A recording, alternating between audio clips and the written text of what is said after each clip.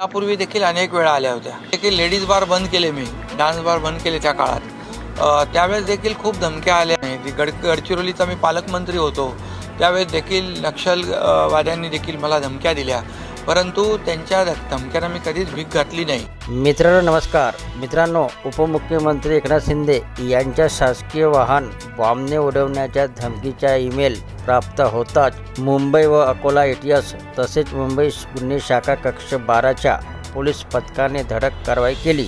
बुलढाणा जिल्ह्यातील देऊळगाव राजा तालुक्यातील देऊळगाव मही येथून दोघांना गुरुवारी रात्री अटक करण्यात आली.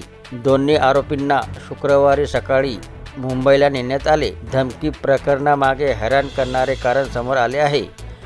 बॉम्बने उडवून देऊ अशा धमकीचा ईमेल गुरुवारी मंत्रालयाला प्राप्त झाला होता. हा मेसेज दिसताच ATS व मुंबई पोलीस दक्ष झाले.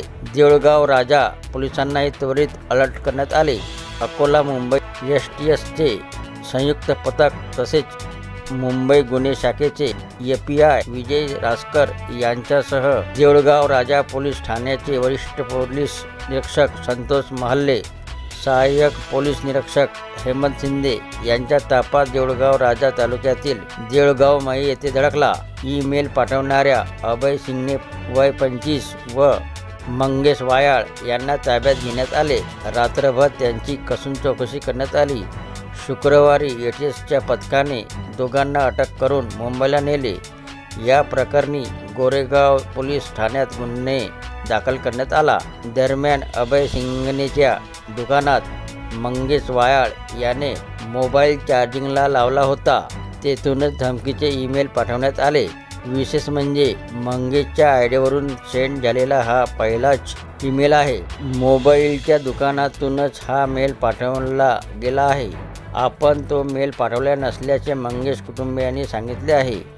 अभयचं प्रेम असलेल्या तरुणीचा मृत्यू झाला होता. तिच्या मृत्यूला अभयच जबाबदार असल्याचे सांगत मंगेश त्याला शिवीगाळ आणि मारहाण करत होता. त्यामुळे मंगेशला धडा शिकवण्यासाठी अभयनेच हा प्रकार केल्याची प्राथमिक माहिती आहे. या प्रकरणाबद्दल विचारले असता एकनाथ शिंदे म्हणाले, अशा धमक्या येत राहतात. मी अशा धमक्यांना घाबरत नाही. तसेच या प्रकरणी सखोल चौकशी करून या मागचा खरा मास्टरमाइंड शोधावा अशी मागणी माजी आमदार शशिकांत खेडेकर यांनी केली आहे. आतेभाऊ मामेभाऊ असे आरोपींचे नाते आहे. मंगेश वयाळ अल्पशिक्षित असून अभयचे शिक्षण 12वी पर्यंत झाले आहे. तर ही होती मित्रांनो शिंदे यांना जीवे मारण्याची धमकी देणारे युवकाबद्दलची माहिती आवडली असेल तर चॅनलला सबस्क्राईब करायला विसरू नका. जय महाराष्ट्र मित्रांनो.